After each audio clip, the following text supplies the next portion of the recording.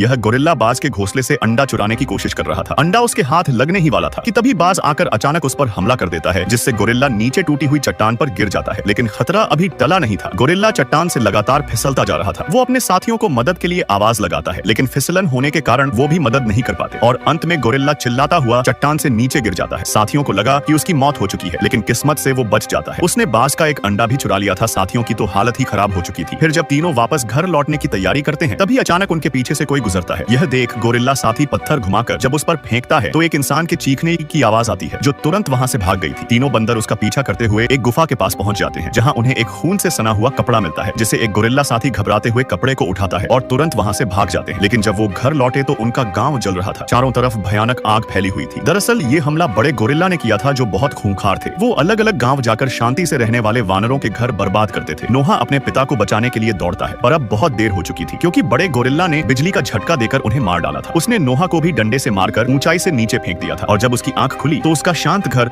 अब खंडहर बन चुका था। उसकी माँ और उसके परिवार वालों का कुछ अता पता नहीं था। फिर अपने पिता की मृत्यु लाश को देखकर नोहा का दिल रोने लगता है, लेकिन मुखिया का बेटा होने के नाते उसका फर्ज बनता है कि वो अपने साथियों को बचाए। इसलिए अपने पिता को दफनाने के बाद अकेले ही घोड़े पर सवार होकर गुफा में चला जाता है। आधे रास्ते में उसके मुलाकात एक लड़की से होती है, जो उन बड़े गोरिल्लों से बचकर भाग रही थी। धरती पर अब वानरों का राज था और इंसानों की आबादी भी बहुत ही कम बची थी, लेकिन लड़की अब नोहा की मदद करने का फैसला कर लेती है। वो दुश्मन गोरिल्लों की कैद से शांत वानरों को छुड़ाने के लिए मिशन में शामिल हो गई थी। फिर जल्दी तीनों दुश्मन के घर की ओर पहुंचने के लिए लकड़ी के पुल पर पहुंच जाते हैं, लेकिन पुल के नीचे पहले से ही बड़े गोरिल्ला घात लगाकर छिपे हुए थे और जब यह तीनों पुल पर चलकर आगे बढ़ते हैं, तभी पीछे से आकर गोरिल्ला ने तीनों को बंदी बना लिया था, जिसके बाद उन्हें वानरों के बेस पर लाया जाता है, जहां उसकी मुलाकात माँ और दोस्तों से होती है। किस्मत से उसका परिवार जिंदा था, लेकिन यहाँ उन्हें बिल्कुल भी आजादी नहीं मिलती थी। उन्हें बस ईमानदार गुलाम बनकर रहना पड़ रहा था। सबको इस कबीले के दुष्ट सरदार का आदेश मानना पड़ता है। सरदार चाहता था कि वो इंसानों के बंकर को खोलने में सब उसका साथ दे, क्योंकि बंकर के अंदर इंसानों के हथियार थे। सरदार उन हथियारों की मदद से धरती पर बचे कुचे इंसानों को भी मारकर राजा बनना चाहता था, लेकिन बंकर का दरवाजा बहुत ही ज्यादा मजबूत था। इसलिए सरदार को लड़की की जरूरत थी, ताकि वो बंकर के दरवाजे को खोल सके, क्योंकि वो उसके अंदर जाने का दूसरा रास्ता जानती थी। सरदार नोहा को मजबूर करता है कि वो लड़की को मना ले, वरना वो उसके परिवार को मार डालेगा। जिसके बाद नोहा लड़की के साथ मिलकर बंकर के अंदर घुस जाता है। वो इन हथियारों की मदद से सरदार को मारना चाहते थे, लेकिन जैसे ही उन्होंने दरवाजा खोला, तभी सरदार उनके सामने आ जाता है। यह देख लड़की तुरंत भागकर बम के फ्यूज को जला देती है, जिससे धमाके पुल उड़ जाता है। लड़की ने पहले से ही सारी योजना बना रखी थी। पुल के टूटते ही समंदर का सारा पानी बंकर के अंदर भर जाता है और नोहा अपने लोगों को लेकर ऊंचे स्थान पर आ गया था। लेकिन तभी अचानक सरदार आकर उस पर हमला कर देता है। अपनी परिवार की रक्षा के लिए नोहा सरदार से लड़ता है और उसे चट्टान से नीचे गिरा देता है, जिससे वो मारा जा चुका था। जिसके बाद वानरों और इंसानों के बीच वर्षों से चली आ रही लड़ाई अब खत्म हो चुकी थी। दोनों मिलकर अब शांति से रहने लगे थे।